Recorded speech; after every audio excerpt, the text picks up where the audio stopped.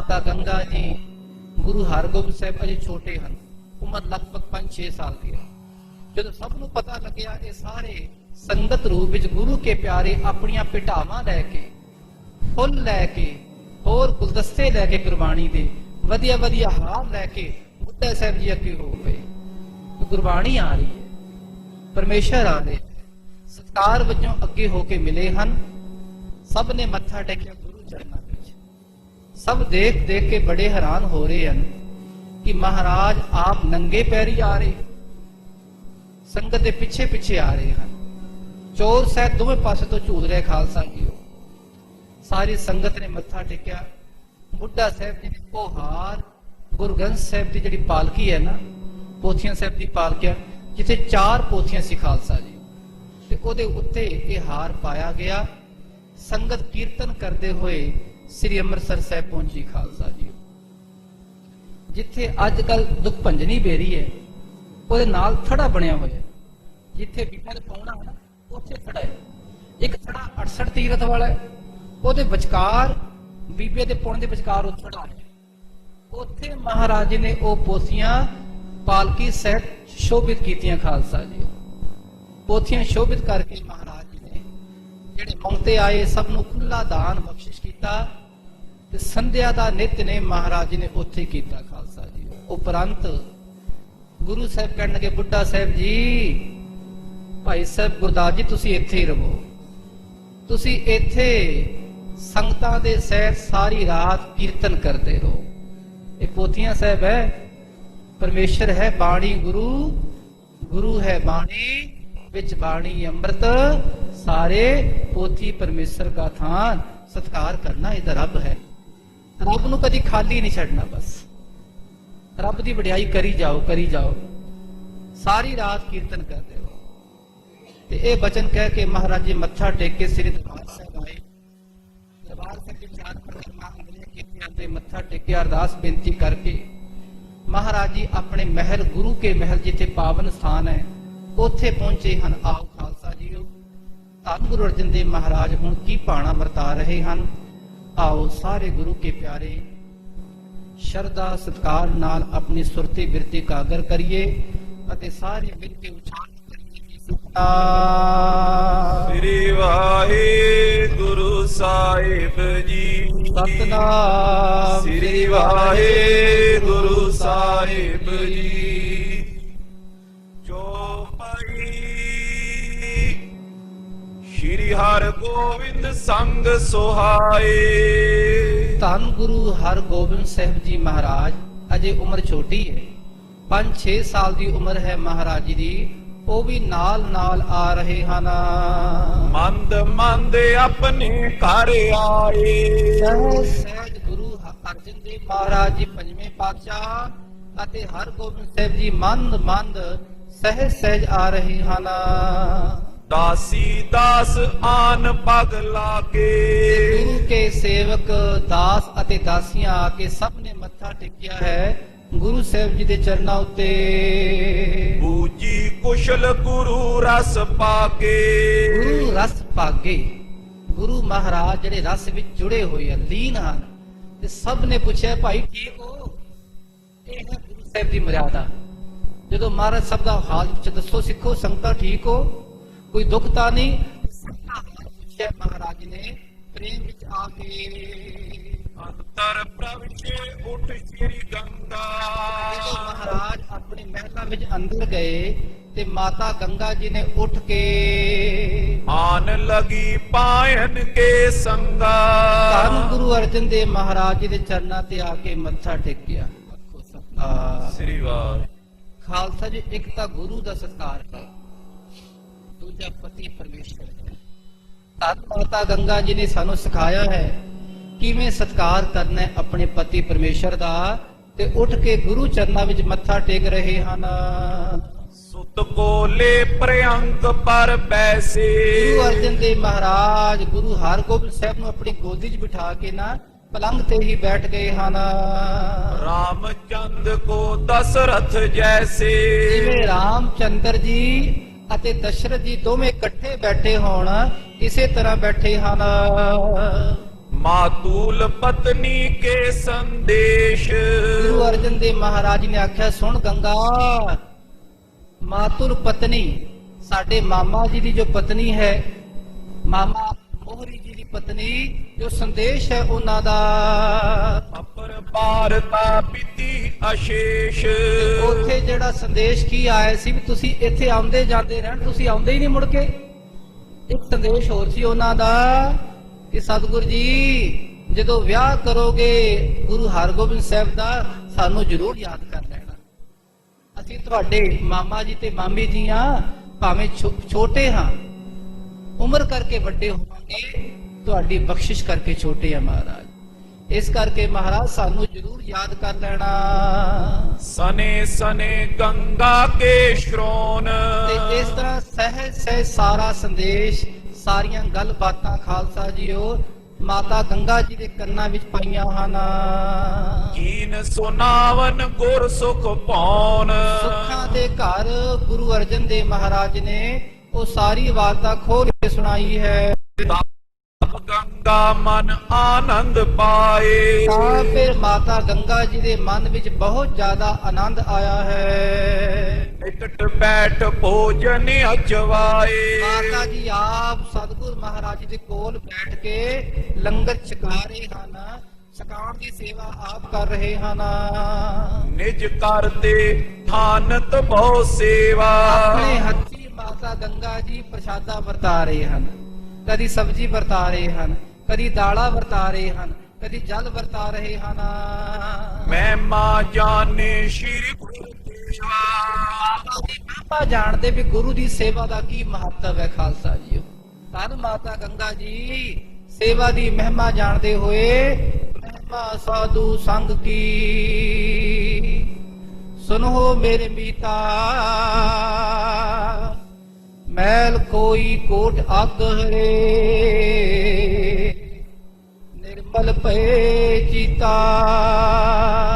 ਇੱਕ ਤਾਂ ਸਾਧ ਸੰਗਤ ਹੋ ਰਹੀ ਹੈ, ਦੇਖੋ ਗੁਰੂ ਕੋਲ ਬੈਠਾ ਹੋਵੇ, ਸੰਗਤ ਕਿਉਂ ਨਾ ਹੋਵੇ, ਆਪੇ ਰਸ ਆ ਰਿਹਾ ਹੈ, ਗੁਰੂ ਦੀਆਂ ਗੱਲਾਂ ਬਾਤਾਂ ਹੋ ਰਹੀਆਂ, ਇੱਕ ਤਾਂ ਸੰਗ ਹੋ ਰਿਹਾ ਹੈ, ਇੱਕ ਪੰਗਤ ਵੀ ਹੋ ਰਹੀ ਹੈ।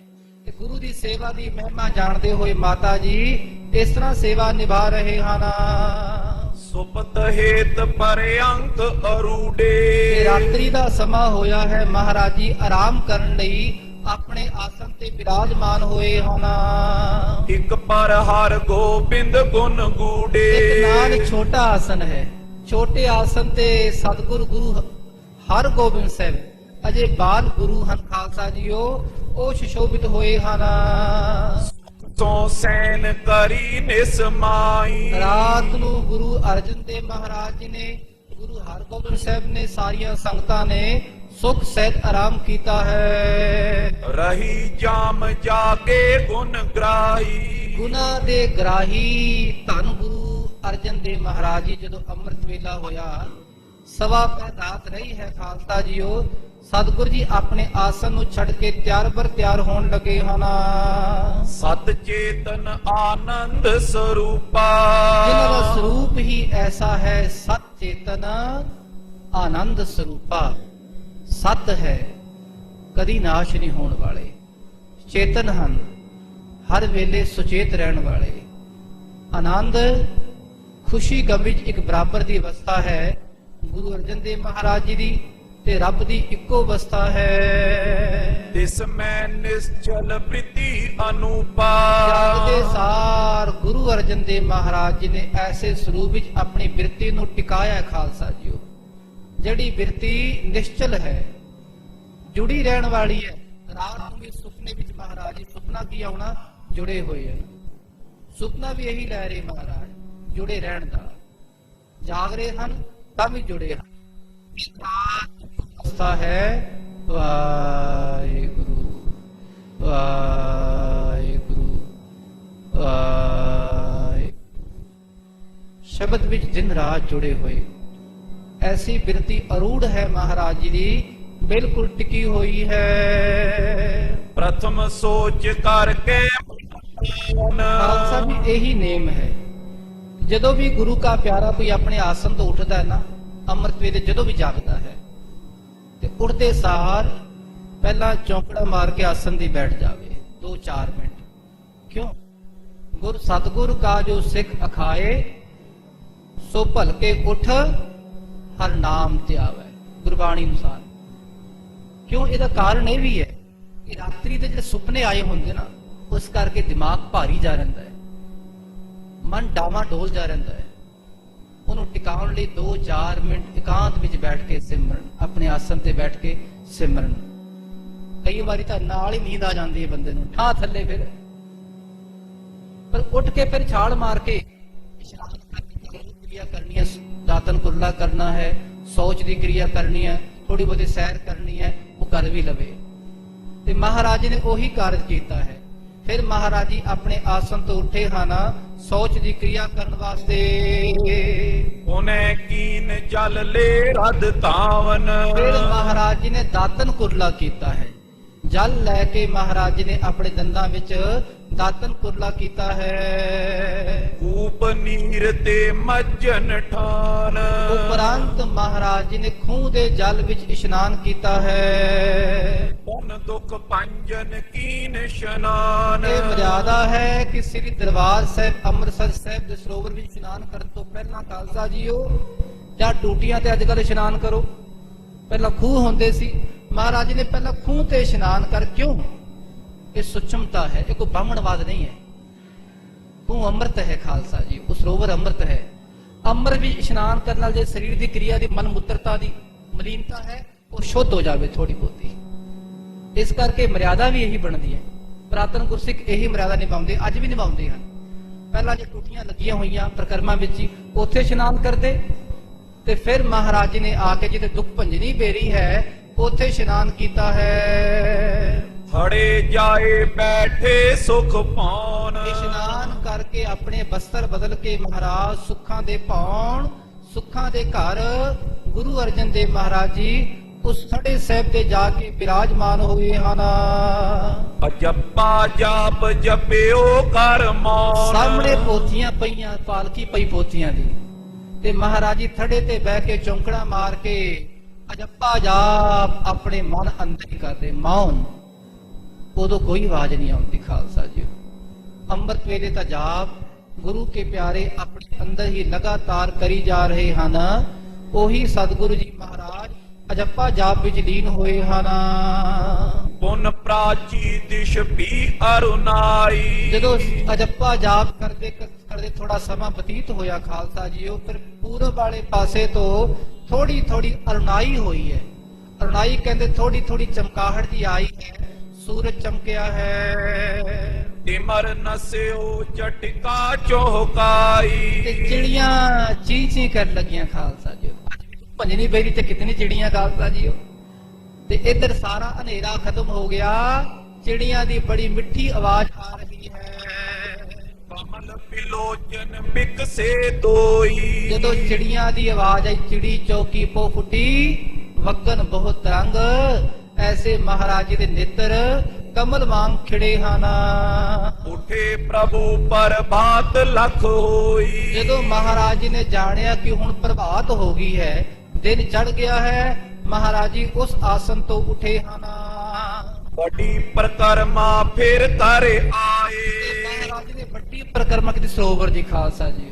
ਵੱਡੀ ਪ੍ਰਕਰਮਾ ਫਿਰ ਕੇ ਮਹਾਰਾਜ ਜੀ ਕਰਕੇ ਪੌਰ ਦਰਸ਼ਨੀ ਸੀਸ ਨਿਵਾਏ। ਜਿੱਥੇ ਦਰਸ਼ਨੀ ਡੋਡੀ ਹੈ ਉੱਥੇ ਆ ਕੇ ਮਹਾਰਾਜ ਜੀ ਨੇ ਮੱਥਾ ਟੇਕਿਆ ਹੈ। ਉਹਨੇ ਬਾਰ ਸੋ ਬੰਦੇ। ਧੰਨ ਗੁਰੂ ਰਾਮਦਾਸ ਮਹਾਰਾਜ ਸ੍ਰੀ ਅੰਮ੍ਰਿਤਸਰ ਸਾਹਿਬ ਜੀ ਦੇ ਪਾਵਨ ਦਰਬਾਰ, ਸੋਢੀ ਸੱਚੇ ਪਾਤਸ਼ਾਹ ਦੇ ਪਾਵਨ ਚਰਨਾਂ ਵਿੱਚ ਮਹਾਰਾਜ ਜੀ ਨੇ ਜਾ ਕੇ ਵੰਦਨਾ ਕੀਤੀ ਹੈ। ਚਤੁਰ ਪ੍ਰਦਛਨਾ ਕੀਨੇ ਆਨੰਦੇ। ਅੰਦਰਲੀ ਜੋ ਪ੍ਰਕਰਮਾ ਹੈ ਮਹਾਰਾਜ ਨੇ ਉਹਦੀ 4 ਪ੍ਰਕਰਮਾ ਕੀਤੀਆਂ ਹਨ। ਇਮ ਦਰਸ਼ਨ ਕਰ ਫਿਰ ਪੁੰਨ ਆਏ। ਇਸ ਤਰ੍ਹਾਂ ਦਰਸ਼ਨ ਕਰਕੇ ਅਰਦਾਸ ਬੇਨਤੀ ਕਰਕੇ ਗੁਰੂ ਰਾਮਦਾਸ ਮਹਾਰਾਜ ਜੀ ਬਖਸ਼ਿਸ਼ ਕਰਨਾ। ਜਿਸਕਾ ਕਾਰਜ ਤਿਨ ਹੀ ਕੀਆ, ਮਾਨਸ ਕਿਆ ਵਿਚਾਰਾ ਰਾਮ। ਮਹਾਰਾਜ ਆਪਣਾ ਕਾਰਜ ਆਪ ਕਰਵਾ ਲੈਣਾ। ਐਸੀ ਅਰਦਾਸ ਬੇਨਤੀ ਕਰਕੇ ਪ੍ਰੇਮ ਵਿੱਚ ਭਿੱਜ ਕੇ ਮਹਾਰਾਜ ਜੀ ਅਰਦਾਸ ਬੇਨਤੀ ਕਰਕੇ ਫਿਰ ਵਾਪਸ ਆ ਰਹੇ ਹਨ। ਬੈਠ ਥੜੇ ਪਰ ਗੁਰੂ ਤੇ ਫਿਰ ਸੁਹਾਏ ਜਿਸ ਦਸ਼ੀ ਦੋਡੀਆ ਉੱਥੇ ਆ ਕੇ ਮੱਥਾ ਟੇਕਿਆ ਹੈ।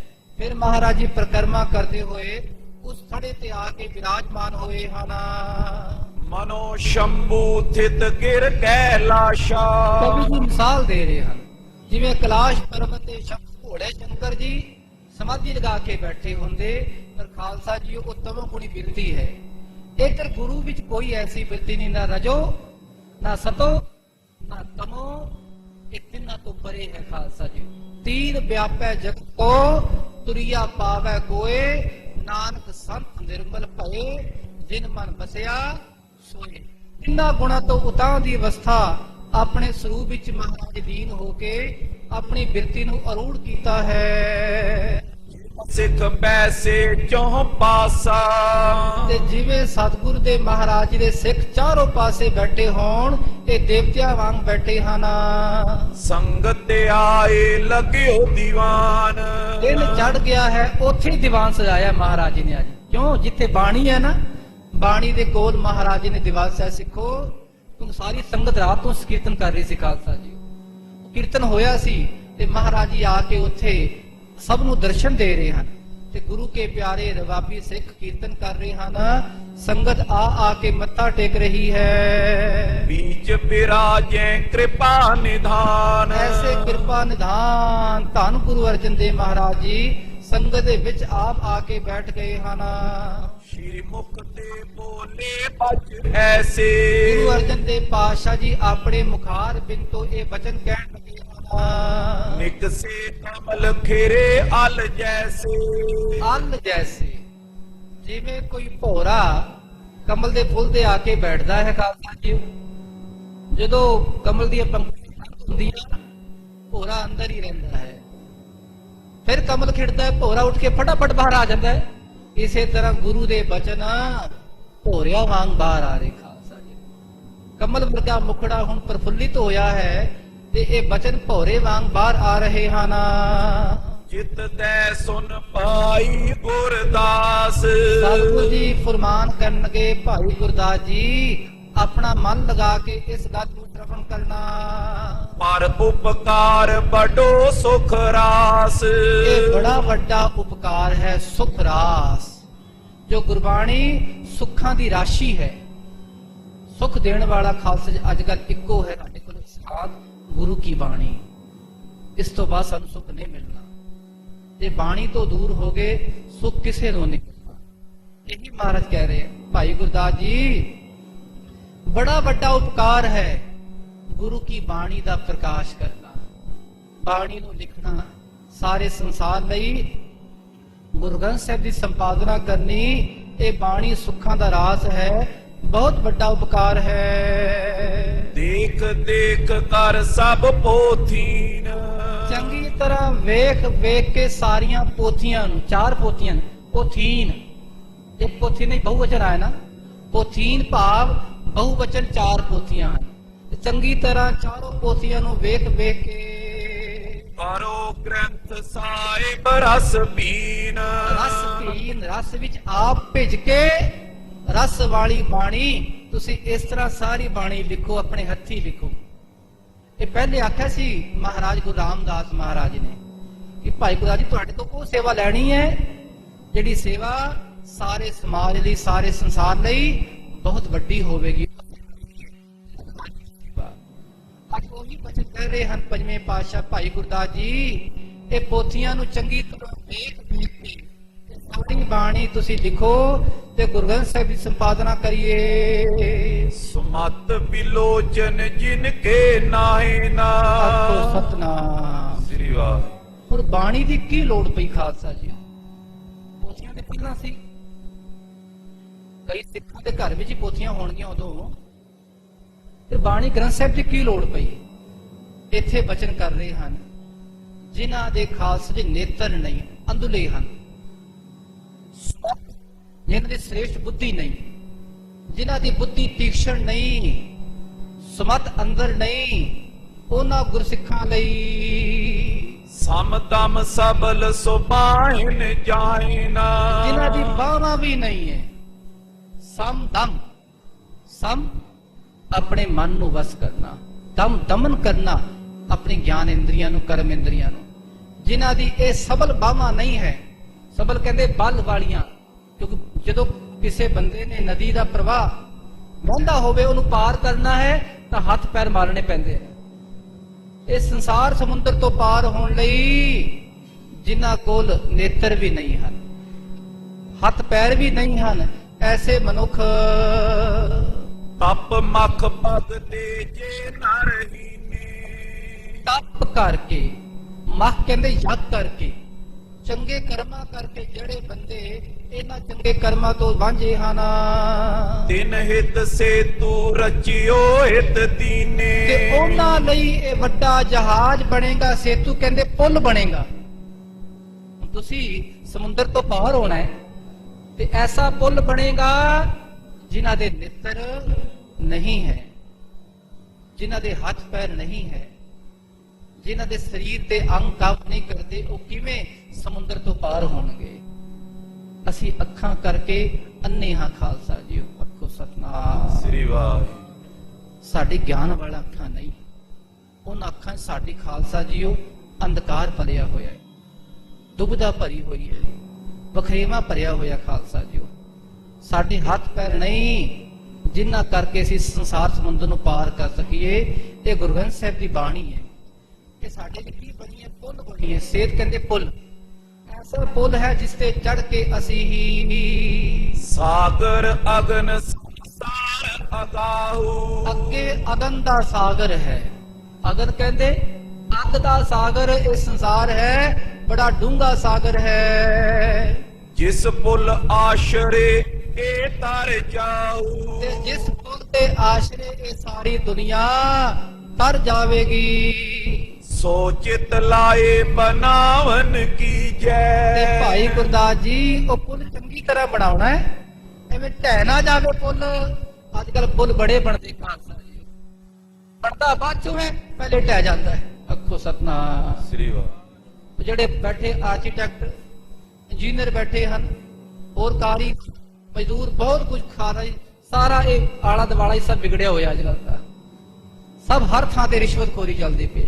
ਜਿੱਥੇ ਰਿਸ਼ਵਤਖੋਰੀ ਹੈ ਉੱਥੇ ਪੁਣ ਬਲਨ ਤੋਂ ਪਹਿਲਾਂ ਹੀ ਢਹਿ ਜਾਂਦਾ ਹੈ, ਜਾਂ ਬਣ ਜਾਵੇ ਨਾਲ ਹੀ ਢਹਿ ਜਾਂਦਾ ਹੈ। ਦੂਜੀ ਗੱਲ ਤੁਸੀਂ ਪੜ੍ਹਿਆ ਹੋਣਾ, ਇਹ ਪੁੱਲ ਦੀ ਮਰਿਆਦ ਇਤਨੀ ਹੈ, ਕਿਤਨੇ ਸਾਲ ਰਹੇਗਾ, ਉਸ ਤੋਂ ਬਾਅਦ ਭਰੋਸਾ ਨਹੀਂ ਵੀ ਕਦੋਂ ਢਹਿ ਜਾਵੇ। ਘੱਟੋ ਘੱਟ 100 ਸਾਲ ਹੈ, ਉਹ ਵੀ ਖਤਮ ਅੱਜ ਕੱਲ ਦਾ। ਪਰ ਸ੍ਰੀ ਗੁਰੂ ਗ੍ਰੰਥ ਸਾਹਿਬ ਮਹਾਰਾਜ ਤੇ ਹਰਮੰਦਰ ਸਾਹਿਬ ਖਾਲਸਾ ਜੀਓ, ਇਹ ਕਦੀ ਢਹਿਣ ਵਾਲਾ ਹੈ ਹੀ ਨਹੀਂ।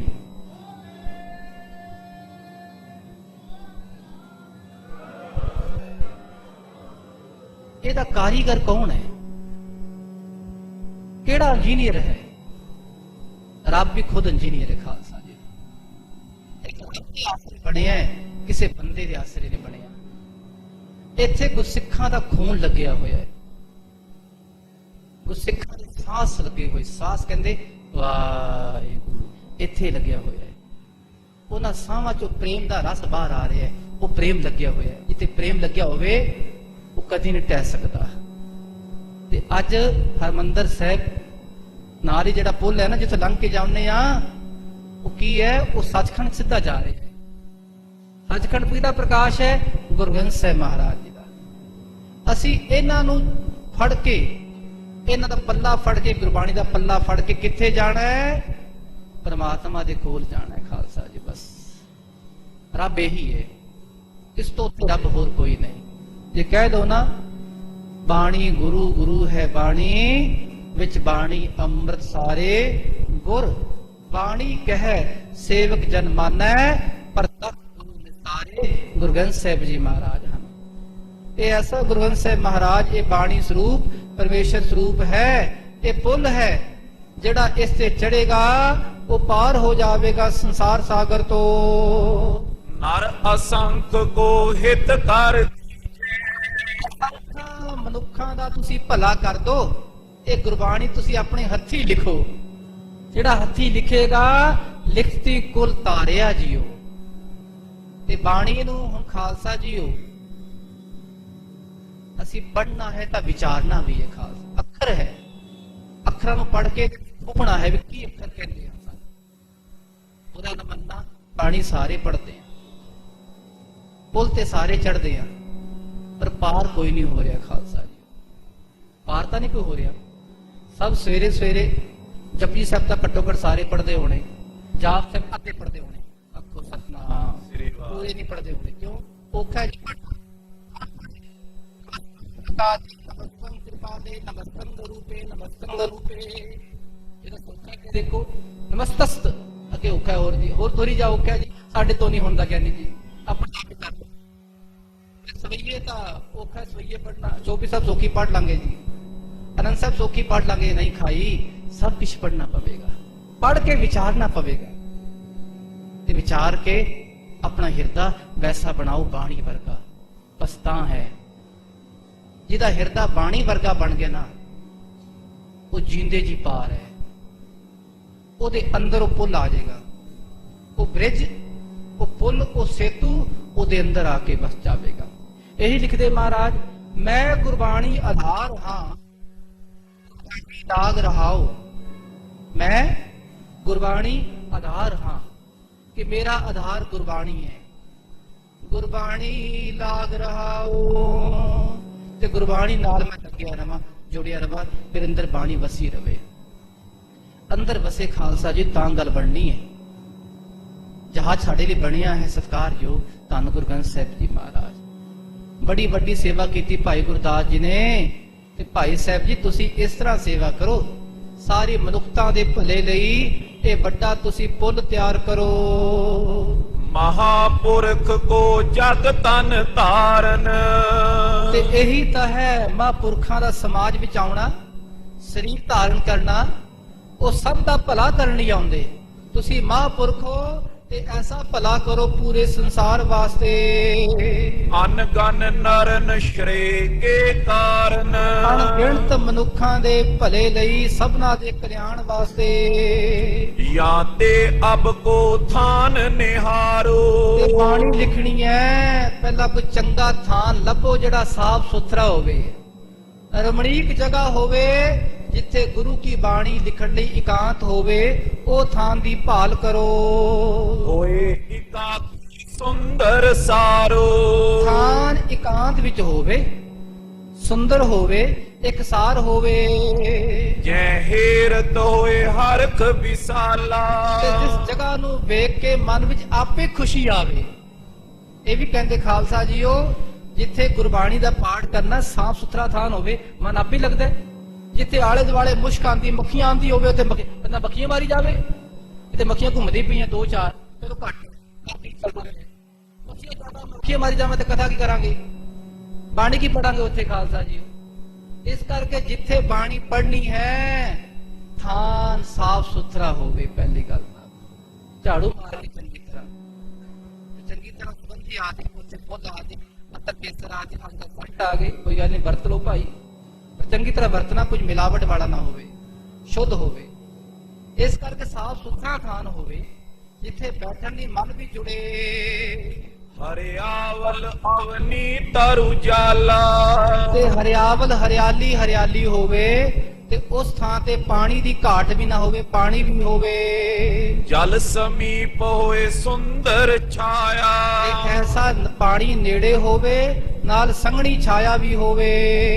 ਸਗਨ ਹਰਿਤ ਤਲ ਹੋਏ ਸਮੁਦਾਇਆ, ਆਲੇ ਦੁਆਲੇ ਸਗਨ ਦਰਖਤ ਹੋਣ, ਜਿਹੜੇ ਆਲੇ ਦਰਖਤ ਹੋਣਗੇ ਖਾਲਸਾ ਜੀਓ, ਸੰਘਣੀ ਛਾਂ ਹੋਵੇਗੀ, ਪਾਣੀ ਹੋਵੇਗਾ, ਆਪੇ ਠੰਡੀ ਹਵਾ ਆਵੇਗੀ। ਸੁਨ ਪਾਈ ਗੁਰਦਾਸ ਅਲਾਵੇ, ਜਦੋਂ ਮਹਾਰਾਜ ਨੇ ਬਚਨ ਕੀਤੇ ਤੇ ਇਹ ਸੁਣ ਕੇ ਭਾਈ ਗੁਰਦਾਸ ਜੀ ਕਹਿਣ ਲੱਗੇ, ਜੋ ਥਲ ਕਿਰਪਾ ਸਿੰਧ ਕੋ ਪਾਵੇ, ਮਹਾਰਾਜ ਜੋ ਥਾਂ ਤੁਹਾਨੂੰ ਚੰਗਾ ਲੱਗਦਾ ਹੈ, ਸੋ ਆਚੋ ਹੋਏ ਬੈਠਨ ਜੋਗ, ਤੇ ਮਹਾਰਾਜ ਉਹੀ ਥਾਂ ਚੰਗਾ ਤੁਹਾਡੇ ਬੈਠਣ ਵਾਸਤੇ, ਜਹਾਂ ਨਾ ਪਹੁੰਚ ਸਕੇ ਸਭ ਲੋਗ।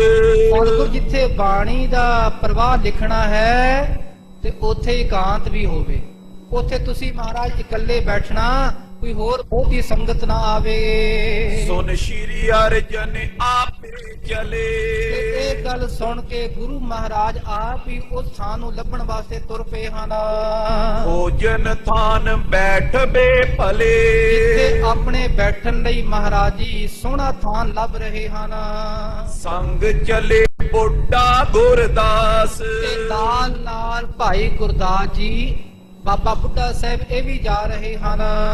ਕਿਤਕ ਸਿੱਖ ਜੇ ਗਿਆਨ ਨਿਵਾਸ ਗਿਆਨ ਨਿਵਾਸ, ਕੁਝ ਸਿੱਖ ਐਸੇ ਵੀ ਹਨ ਜਿਨ੍ਹਾਂ ਦੇ ਹਿਰਦੇ ਵਿੱਚ ਗਿਆਨ ਦਾ ਨਿਵਾਸ ਹੈ। ਖਾਲਸਾ ਆਤਮ ਗਿਆਨ ਦੀ ਬਿਰਤੀ ਵਾਲੇ ਕੁਝ ਸਿੱਖ ਜਾ ਰਹੇ, ਬਹੁਤੇ ਨਹੀਂ ਜਾ ਰਹੇ। ਵਿਰਲੇ ਰੱਬ ਦੇ ਪਿਆਰੇ ਬ੍ਰਹਮ ਗਿਆਨੀ ਬਿਰਤੀ ਵਾਲੇ ਇਹ ਵੀ ਜਾ ਰਹੇ ਹਨ। ਚਲੇ ਸੁਦਾ ਸਰ ਤੇ ਦਿਸ਼ ਪ੍ਰਾਚੀ ਪ੍ਰਾਚੀ ਪੂਰਬ ਵਾਲੇ ਪਾਸੇ ਨੂੰ ਗੁਰੂ ਕੇ ਪਿਆਰੇ ਜਾ ਰਹੇ ਹਨ। ਮਤ ਉਪਕਾਰ ਵਿਖੇ ਜਿਨ ਰਾਚੀ ਗੁਰੂ ਸਾਹਿਬ ਦੀ ਮੱਤ, ਗੁਰਸਿੱਖਾਂ ਦੀ ਮੱਤ ਇੱਕੋ ਵਿੱਚ ਰਚੀ ਹੋਈ ਹੈ, ਸਭ ਦਾ ਭਲਾ ਕਰਨਾ ਹੈ। ਮਨੁੱਖਤਾ ਦਾ ਭਲਾ ਕਰਨਾ ਕੇਵਲ ਸਿੱਖਾਂ ਦਾ ਭਲਾ ਨਹੀਂ ਹੈ। ਸਿੱਖ ਤਾਂ ਸਿੱਖਣ ਵਾਲੇ ਖਾਲਸਾ ਜੀ, ਉਹਨਾਂ ਦਾ ਭਲਾ ਤਾਂ ਆਪੇ ਹੋ ਜਾਣਾ ਹੈ। ਸਾਰੀ ਮਨੁੱਖਤਾ ਦਾ ਭਲਾ ਕਰਨੀ ਮਹਾਰਾਜ ਐਸਾ ਕਾਰਜ ਕਰਨ ਵਾਸਤੇ ਜਾ ਰਹੇ ਹਨ। ਇਤੇ ਉਤ ਫਿਰ ਕਰ ਸਫਲ ਨਿਹਾਰੇ ਉਧਰ ਫਿਰ ਕੇ ਮਹਾਰਾਜ ਜੀ ਉਹ ਸੋਹਣਾ ਥਾਂ ਲੱਭ ਰਹੇ ਹਨ, ਜੈ ਤਰੁ ਸਗਨੇ ਤਹਾਂ ਪਧਾਰੇ ਜਿੱਥੇ ਸੰਘਣੇ ਸੰਘਣੇ ਦਰਖਤ ਹਨ, ਮਹਾਰਾਜ ਜੀ ਉੱਥੇ ਪਹੁੰਚੇ ਹਨ। ਕਿਤਕ ਕਾਲ ਵਿਚਰਤ ਤਿਤ ਔਰਾ ਤੇ ਉਸ ਪਾਸੇ ਜਿੱਥੇ ਅੱਜ ਕੱਲ ਰਾਮਸਰ ਹੈ ਖਾਲਸਾ ਜੀ, ਉਸ ਪਾਸੇ ਮਹਾਰਾਜ ਆਏ। ਜਦੋਂ ਜਾਓ ਨਾ ਮਾਤਾ ਕੋਲਾ ਜੀ ਤੋਂ ਲੰਘ ਕੇ ਅੱਗੇ ਬਾਜ਼ਾਰ ਵਿੱਚੋਂ ਲੰਘ ਕੇ ਵਿਵੇਕਸਰ, ਅੱਗੇ ਹੈ ਰਾਮਸਰ। ਉਸ ਉਦੋਂ ਤਾਂ ਖਾਲਸੇ ਦਰਖਤ ਹੀ ਦਰਖਤ, ਸਾਰਾ ਜੰਗਲ ਹੀ ਜੰਗਲ ਸੀ। ਤੇ ਐਸਾ ਥਾਂ ਮਹਾਰਾਜ ਜੀ ਲੱਭ ਰਹੇ ਹਨ। ਮੈਂ ਪਾਈ ਬੈਠ ਬੇਟੀ ਔਰਾ ਥਾਨ ਇਤਨਾ ਸੰਘਣਾ ਹੈ ਕਿ ਬੈਠਣ ਨੂੰ ਥਾਂ ਨਾ ਮਿਲੇ ਮਹਾਰਾਜ ਜੀ ਨੂੰ। ਜੰਗਲ ਹੀ ਜੰਗਲ, ਜੰਗਲ ਹੀ ਜੰਗਲ, ਸਤਿਗੁਰੂ ਮਹਾਰਾਜ ਜੀ ਬੈਠਣ ਨੂੰ ਥਾਂ ਨਹੀਂ ਮਿਲ ਰਿਹਾ। ਚੱਲ ਤਲ ਖਰੇ ਹਰੇ ਦਿਖ ਦੂਰੇ ਚੱਲ ਕਹਿੰਦੇ ਪਿੱਪਲ ਦੇ ਪੱਤੇ, ਪਿੱਪਲ ਦੇ ਦਰਖਤ ਉੱਥੇ ਖੜੇ ਹਨ, ਬਿਲਕੁਲ ਹਰੇ ਭਰੇ ਹਨ।